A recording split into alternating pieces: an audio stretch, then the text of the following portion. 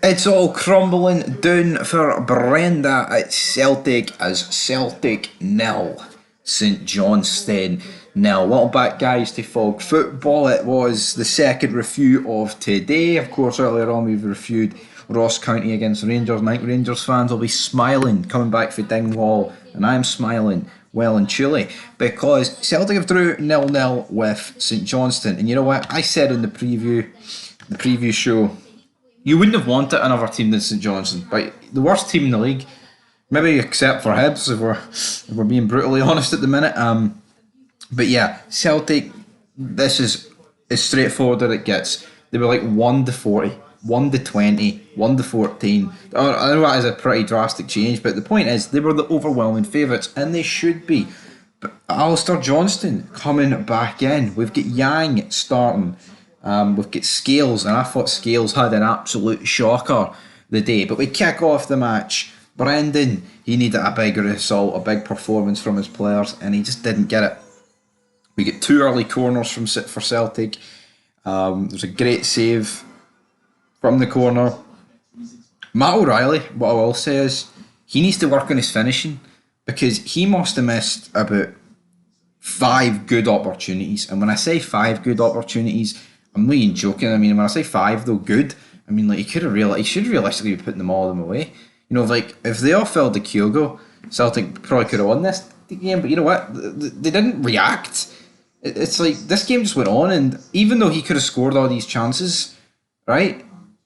St Johnstone could have scored their chances, but it just looked like the more this game went on, Celtic looked like they were never, ever going to ever score. But O'Reilly had that shot. Celtic have a few more corners, but it's just very lacklustre. Celtic just looked very weak at the back, honestly. And we then come back from half time. O'Reilly gets it played across to him. I believe it was Kyogo that played it to him. And he just shoots it straight at the Bulgarian goalkeeper in nets. He had a really good game. I mean, he didn't have to make, like 20 outstanding saves, but he had a good game nonetheless. And, St Johnstone were trying the whole gimmick of, we'll pretend that we're a wee bit more injured than what we are. But you know what, fair enough to St Johnstone because they were talking about at half time, like about, oh well, if St Johnstone, even if they get beat 2 or 3-0, they'll see it as a wee victory. Aye, well, fucking, they drew 0-0, didn't they? So they see it as a big victory, guys. They see it as a big victory, but Castillo flicks it over the head of Liam Scales, who is like a duck out of water here. He doesn't know where he is. He's like a dog without any treats. He's looking around him. Where the hell did Castillo go? He tries to place it in that like top left hand corner. It goes more middle. Joe Hart then tips it round. Kyogo, ball comes fired into him. He hits a shot wide. Stevie May has a pretty good opportunity. Joe Hart saves this. So I mean, Joe Hart's received a lot of criticism, but he made a couple of decent saves today. St Johnstone had a few corners as well. Celtic closed out the game with a corner. Nothing ever came up, but they just never looked like they were ever going to score, did they? And that's just the reality, man.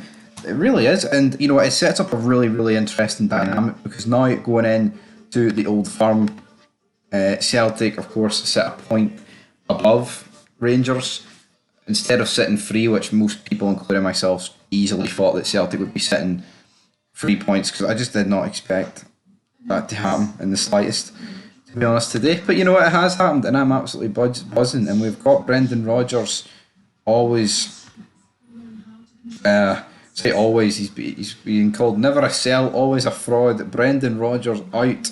I'm seeing a lot of it on Twitter. What are Celtic fans thinking about this? Get your comments down below. But they're toothless, Celtic, man. They've Kyogo up front, and he's not. He had one opportunity that I can really recall, and that's it. He was in my fantasy team. Think I give a fuck about some fantasy team, man. With Celtic are dropping points.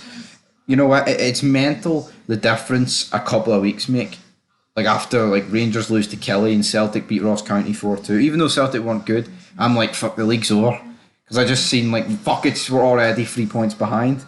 But fast forward a couple of weeks, maybe I was wrong. And honestly, going into this Old Firm, I know it's the Old Firm, right? Celtic can turn up, and Rangers haven't exactly been spectacular, right? Rangers have been all right, and because they've turned it around the last 2 games, so to speak, with performances. But I would be shocked if Celtic won. I actually, the way Rangers are performing, man, I just can't really see how it's ever really going to happen for Celtic against Rangers. I just can't.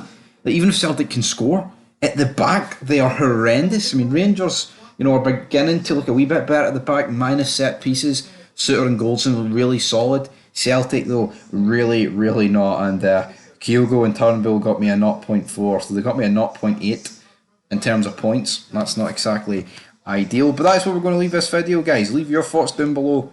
Celtic in the mud. Brendan Rodgers out. Never a sell, always a fraud. Till next time. Peace.